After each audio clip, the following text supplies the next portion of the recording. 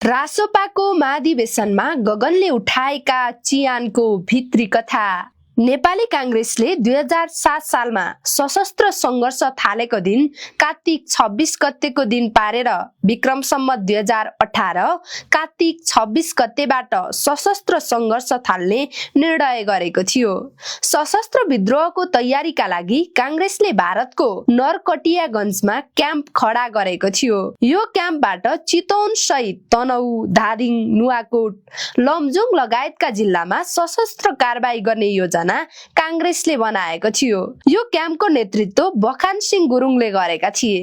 पत्रकार एवं साहित्यकार वसन्त पराजुलीको बखान उपन्यासमा कांग्रेसको यो संघर्ष र चितवन विद्रोहको घटनालाई चर्चा गरिएको छ।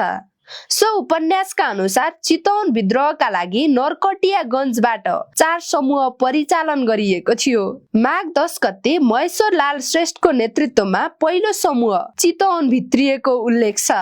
सो समूहमा नारायण प्रसाद जोशी, नायब चन्द्रबहादुर साई, बुद्धिसागर ढकाल सहभागी थिए। यो समूहले कांग्रेस नेता कार्यकर्ता भेट गरी राजनीतिक रूपमा विद्रोहमा सरिक गराउने उद्देश्यका साथ काम गर्ने जिम्मेवारी थियो। लालध्वज गुरुङको नेतृत्वको दोस्रो समूहको काम स्थानीय प्रशासनसँग समन्वय गरी सहज तरिकाले भरतपुर कब्जा गर्ने उद्देश्य थियो। त्यो बेला चितवन थानाका प्रमुख थानेदार लालध्वजका नातेदार थिए।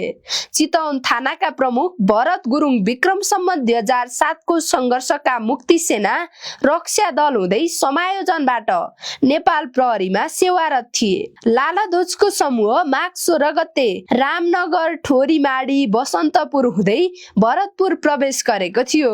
पूर्व सेनाका मेजर मेहर ध्वज अधिकारीको नेतृत्वको तेस्रो समूह जनमुक्ति सेनाको थियो, जसमा झण्डै 40 जना सहभागी थिए। सो टोलीले भरतपुर प्रवेश गर्दै गर्दा माघ 24 गते बगौडा चौकीमा पहिलो आक्रमण गरी कब्जा लिएको थियो। त्यसपछि जनमुक्ति सेनाको टोली माघ 25 गते साँझ 7 बजे गौरीगञ्ज पुगेर नारायण प्रसाद जोशीको घरमा साँझको खाना खाई राति नै भरतपुर कब्जा गर्ने योजना साथ अगाडि बढेको थियो। जगत प्रकाश जङ शाहको नेतृत्वको चौथो समूह, अर्को समूह, यी तीनै समूहको सहयोगीका रूपमा नेपाल आएको थियो। सो समूहमा हरिप्रसाद गुरुङ सहित 26 जनाको सो समूह गोबन्द्र धनियाको बाटो हुँदै सोमेश्वर गढी, माडी, बनकट्टा, ध्रुवघाटको बाटो भएर माघ 26 गते दिव्यनगर आइपुगेको थियो।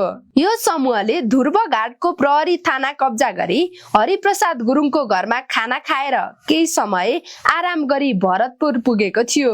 भरतपुर कब्जा गर्दा हवाई मार्ग भएर काठमाडौँबाट थप सुरक्षा कर्मी आउन नसकुन् भनेर जनमुक्ति सेनाले उज्यालो नहुँदै भरतपुर र मेघौलीको हवाई मैदान जोतेका थिए। टंक प्रसाद शर्मा, शिव प्रसाद श्रेष्ठ, माइते लामा र लाल बहादुर ड्राइभर मिलेर त्यही ट्र्याक्टर र बुलडोजर लिएर भरतपुरको हवाई मैदान जोतेका थिए। मेघौलीको हवाई मैदान पनि लाल बहादुर ड्राइभरले ट्र्याक्टर लगेर जोते। आन्दोलनकारीले माघ 26 गते बिहानै भरतपुरमा प्रहरी थाना अगाडि धावा बोले।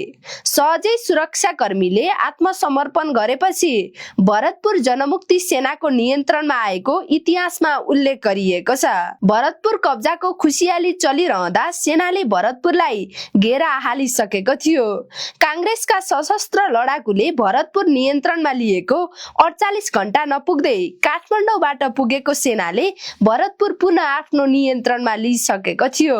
काठमाडौँबाट शेर बटालियनका brigadier general Bhaktabir Thapa, major Mohan Singh Basnet नेतृत्वको टोली माघ 28 गते बिहान भरतपुर ओर्लिएको थियो। यो टोली काठमाडौँबाट हवाई जहाज मार्फत सिमरा उत्रिएर हेटौडा हुँदै भरतपुर पुगेको थियो। कांग्रेसका सशस्त्र लडाकुले भत्काएका ठाउँ ठाउँका पुलमाथि सालको पटिया राखेर सेनाले गाडी तारेका थिए। भरतपुरकै देउती खोला नजिकै चौरमा कांग्रेसले लडाकु सहितका आन्दोलनकारी विजयोत्सव मनाइरहेका थिए। उनीहरू कोही खाना खाइरहेका थिए। त्यसै बेला सेनाले घेरामा पार्यो। सेनाले अन्धधुन्ध गोली बर्साउन थाल्यो। जनमुक्ति सेनाका 11 जनालाई नियन्त्रणमा लिई एउटै डोरीले बाँधेर सेनाले लतार्दै पछार्दै 24 कोटी पुर्यायो। त्यहाँ 3 जनालाई गोली ठोकेर मारियो। अन्यलाई त्यहीबाट लतार्दै घिसार्दै टिकौली जंगल पुर्यायो। बाँकी 7 जना जनमुक्ति सेनालाई सङ्गीन रोपेर तडपाई हत्या गरिएको इतिहासले उल्लेख गरेको पाइन्छ। जगत प्रकाश जंग शाहलाई राजपरिवारको भनेर सेनाले मार्न सकेन। पछि उनका बारेमा राजा महेन्द्रलाई जानकारी गराइएको र राजाकै अनुमति लिएर उनलाई पुनः गेस्ट हाउसमा निर्ममतापूर्वक यातना दिई मारी गेस्ट हाउस बाहिर लगेर उत्तरतर्फको पाती घारीमा गाडिएको इतिहासमा उल्लेख गरिएको छ। शमशेर बहादुर गुरुङ, जगत प्रकाश जंग शाह, बुद्ध सिंह राणा, खेम बहादुर गुरुङलाई सेनाले भरतपुरमा पुनः नियन्त्रणमा लिएको पत्तो भएन।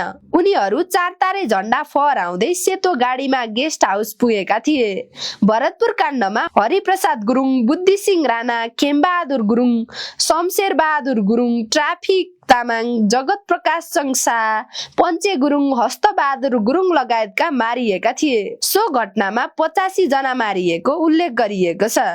आजको नेपाल पुस्तकलाई उद्धृत गर्दै बखान उपन्यासमा त्यस दिन गेस्ट हाउसमा मारिएका मानिसका 45 जोर जुत्ता भेटिएको उल्लेख छ। उनीहरूलाई हस्पिटल पछाडि खनिएको विशाल खाल्डोमा जिउँदै पुरेर मारियो। त्यसबेला विभिन्न ठाउँबाट पक्रिएर ल्याइएका मानिसलाई जिउँदै खाल्डोमा पुरेर सामूहिक हत्या गरिएको इतिहासमा उल्लेख गरिएको छ।